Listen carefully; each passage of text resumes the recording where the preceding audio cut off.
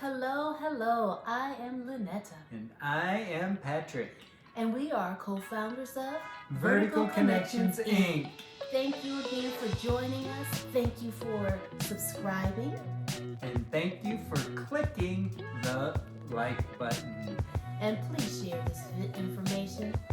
Absolutely. Today we want to focus on a two-part series, with the first one being this side up. Don't lose focus.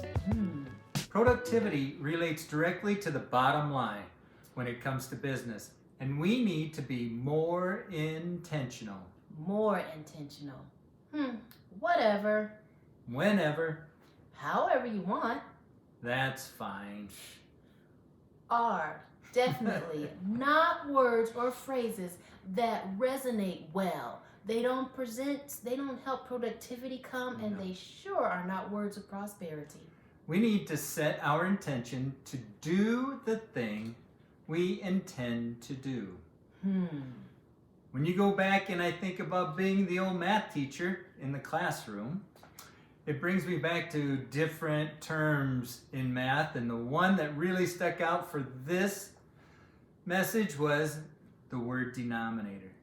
The number one common denominator of those that are uber successful, whether it's in sports, music, making money, they all focus on intention and ignore distraction. Wow. Another common denominator of average people, they focus on distraction and ignore intention. When they do that, it leads them to believe that they are well balanced. Balance is not a focus, but rather a season of life. Ooh, yes. Well, we all know the 4 seasons. Winter, spring, summer, fall. Oh, I'm sorry. Yes, those 4 seasons.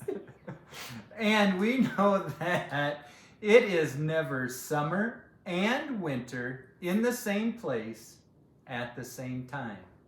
Interesting. I have to share, you know those days when it's really bright and sunny and all of a sudden it starts raining? Same season, just different weather. My favorite is when I'm standing outside and the sun's shining and it starts to rain. How does that work? It does, and it happens. Look, God only knows, right? There's a few others. But we all know that if you are broke, you have not earned the season of balance. So you need to have intention. It brings me back to the story of Coca-Cola. It's pretty cool. It was an invention first made by John Pemberton. And it was to help him with, he had been injured in the Civil War, and he was looking to get off of morphine. So he took the coca leaf and the cola nut, and he made a concoction that turned into a syrup that helped him with this pain. Then he was able to overcome the addiction to morphine. But he wasn't the big instrument in the development or what we know now today as Coca-Cola. What happened? But rather, Asa Candler purchased the recipe in 1887, right before Pemberton died.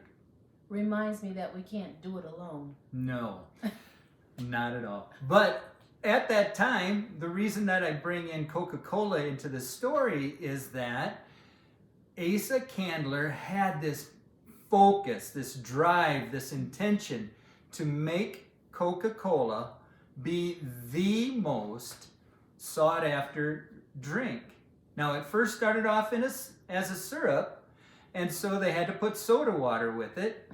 And from the 1890s to 1900, Asa Candler focused on getting his brand out there. Interesting. It was all through advertisement, and then he also focused on who the competition was. Okay. But he never lost that focus, and he was always being productive at the same time. He was always creating, always looking for ways to make it better.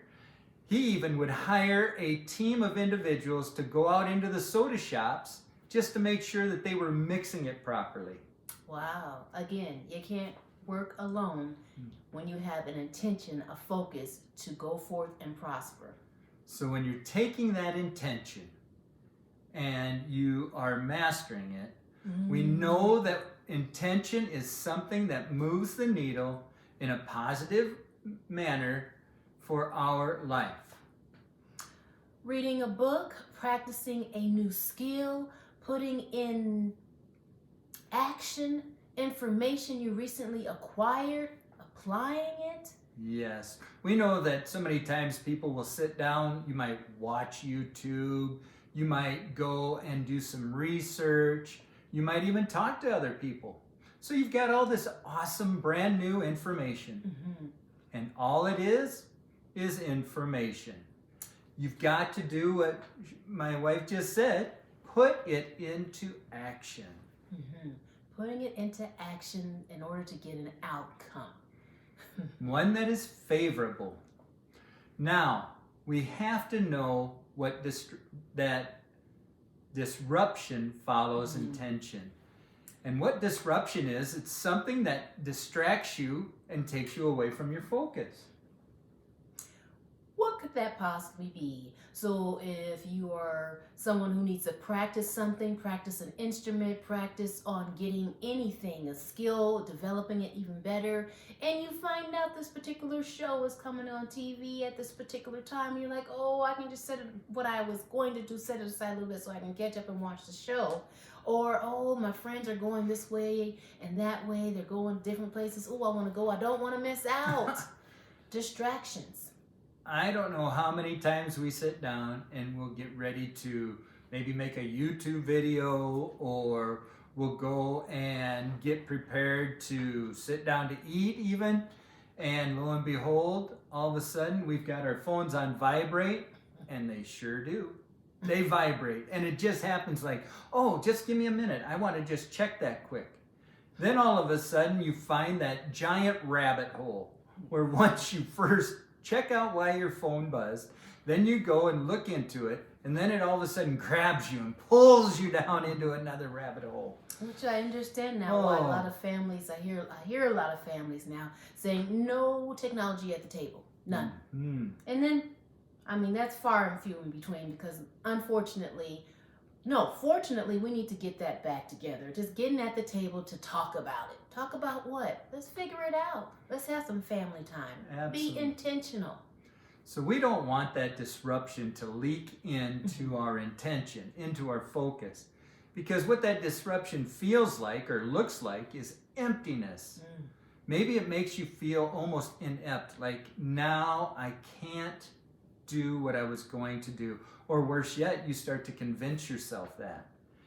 Or for me, I know a lot of times if I miss out on what I was supposed to do and I fill it in with things that's not that important, I start feeling like I'm running out of time. I don't have enough time. Now it's crunch time. And of course, I brought that on myself.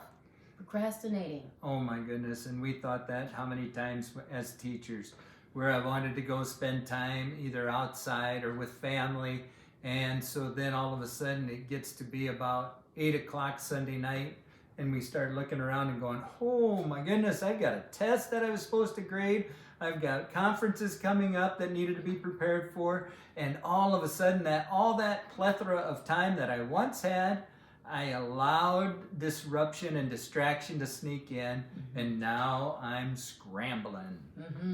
And then you can't sleep well at night, and then it rolls over into the next day. So we got to really check ourselves each and every hour of the day to make sure we are being intentional and purposeful to get the things done that need to be done.